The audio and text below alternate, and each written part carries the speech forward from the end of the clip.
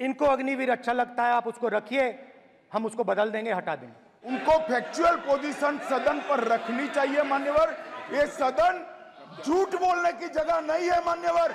मैं उसे शहीद कह रहा हूं, मगर हिंदुस्तान की सरकार उसे शहीद नहीं कहती। नरेंद्र मोदी उसे शहीद नहीं कहते हैं। नरेंद्र मोदी उसे अग्निवीर कहते हैं। अग्निवीर यूज एंड थ्रो मजदूर है। ये सत्यापन नहीं करते अपने स्टेटमेंट का, तो उनको सदन और देश से और अग्निवीरों से माफी मांगनी चाहिए। और फिर अपने आप को देशभक्त कहते हो। ये कैसे देशभक्त हैं? गलत बयानी करके सदन को गुमराह करने की कोशिश। गलत नहीं है सर, गलत नहीं है सर। लेना चाहता हूं कि रक्षा मंत्री बोलने से क्या फर्क पड़ता है? इतना हल्का फुल्का कैसे स्टेटमेंट दे सकता है लीडर ऑफ ऑपोजिशन? इसलिए सर इन्होंने जो बात रखा है पुष्टि करना चाहिए। आपने हिंदुस्तान की महिलाओं को महंगाई से हर रोज डराया है। कुछ दिन पहले मैं पंजाब में अग्निवीर के परिवार से मिला। अग्निवीर के परिवार से मिला। छोटा सा घर था, छोटा सा घर था।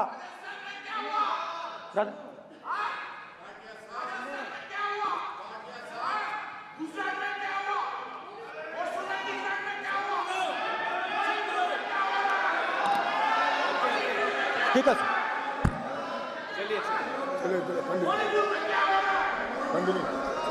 छोटे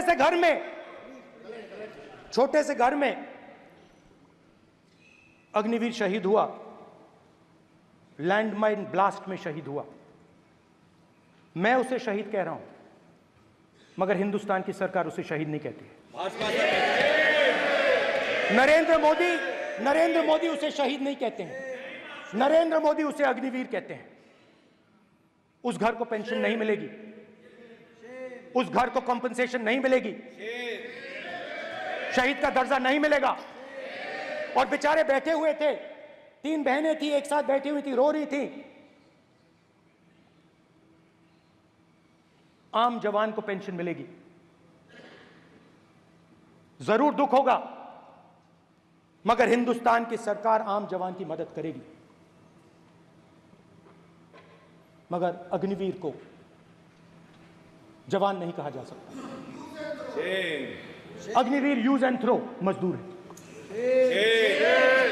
और आप उससे कहते हो, उसको आप 6 महीने की ट्रेनिंग देते हो, 6 महीने की ट्रेनिंग देते हो। दूसरी तरफ चाइना के जवान को 5 साल की ट्रेनिंग मिलती है।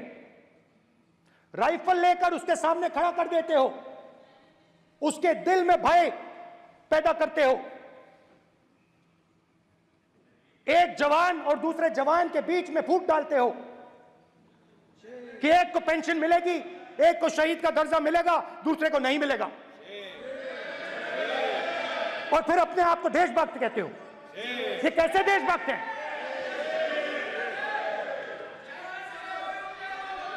फिल्म स्टार जैसी फोटो थी उस लड़के की, फिल्म स्टार,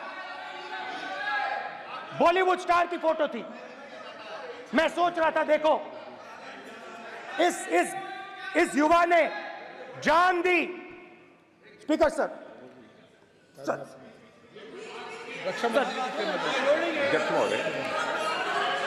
अध्यक्ष महोदय, एक आदमी सब पर भारी। अध्यक्ष महोदय, मैं नेता प्रतिपक्ष से अनुरोध करना चाहूंगा, गलत बयानी करके सदन को गुमराह करने की कोशिश। गलत नहीं है सर, गलत नहीं है सर। लेना चाहता हूं कि युद्ध के दौरान अथवा सीमाओं की सुरक्षा के दौरान यदि हमारा कोई अग्निवीर का जवान शहीद होता है तो उसके 1 करोड़ रुपए की धनराशि सहायता के रूप में उसके परिवार को मुहैया कराई जाती है। इस प्रकार की गलत बयानी से सभी को गुमराह करने की कोशिश नहीं की जानी चाहिए। संसद महोदय, अध्यक्ष।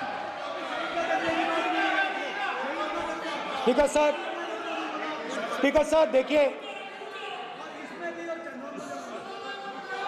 स्पीकर सर देखिए, राजनाथ सिंह जी की एक राय है, मेरी एक राय है। सच्चाई अग्निवीरों को मालूम है। हमें बोलने की जरूरत नहीं है। अग्निवीर को किस चीज का सामना करना पड़ता है, शहीद का दर्जा मिलता है या नहीं मिलता है, कॉम्पनसेशन मिलता है नहीं मिलता है, पेंशन मिलती है नहीं मिलती है, वो उसको मालूम है। पॉइंट ऑफ ऑर्डर है मान्यवर। अब सदन के सामने दो स्टेटमेंट हुए, एक हुआ विपक्ष के नेता का, दूसरा हुआ माननीय राजनाथ सिंह जी का, रक्षा मंत्री जी का। ये कहते हैं कि 1 करोड़ रुपया नहीं मिलता है। श्री राजनाथ सिंह ने अधिकृत रूप से कहा कि मारे जाने वाले अग्निवीर को जो शहीद होता है उसको 1 करोड़ रुपया मिलता है। उनको फैक्चुअल पोजीशन सदन पर रखनी चाहिए मान्यवर।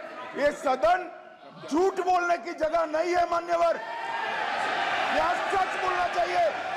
और अगर ये नहीं रखते हैं तो उनको ये सत्यापन नहीं करते अपने स्टेटमेंट का, तो उनको सदन और देश से और अग्निवीरों से माफी मांगनी चाहिए माननीय।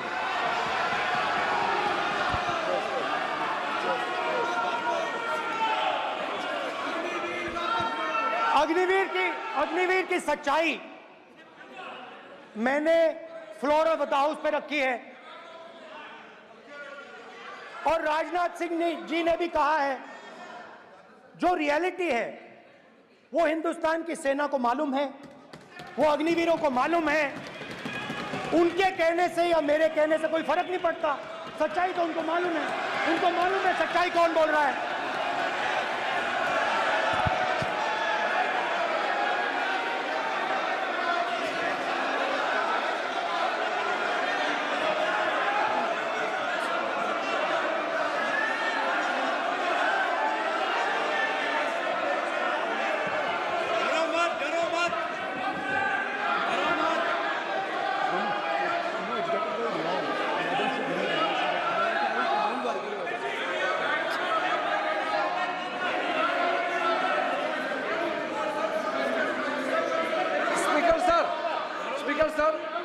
अभी डरो मत, मेरा छोटा सा अनुरोध है, क्योंकि सर ये विषय गंभीर है और अभी माननीय गृह मंत्री जी ने जो बात रखे हैं कि 2 स्टेटमेंट जो रक्षा मंत्री जी ने बताया सदन को और माननीय विपक्ष के नेता राहुल गांधी जी ने जो स्टेटमेंट रखा है, इसमें इन्होंने जो कहा है कि रक्षा मंत्री बोलने से क्या फर्क पड़ता है, इतना हल्का फुल्का कैसे स्टेटमेंट दे सकता है लीडर ऑफ ऑपोजिशन। इसलिए सर इन्होंने जो बात रखा है पुष्टि करना चाहिए और हम लोग भी सर नियम के मुताबिक अपना पर रखेंगे सर।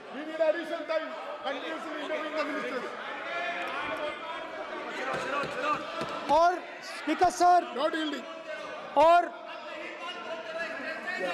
स्पीकर सर, देश की सेना जानती है, पूरा देश जानता है कि अग्निवीर स्कीम सेना का स्कीम नहीं है, पीएमओ का स्कीम है।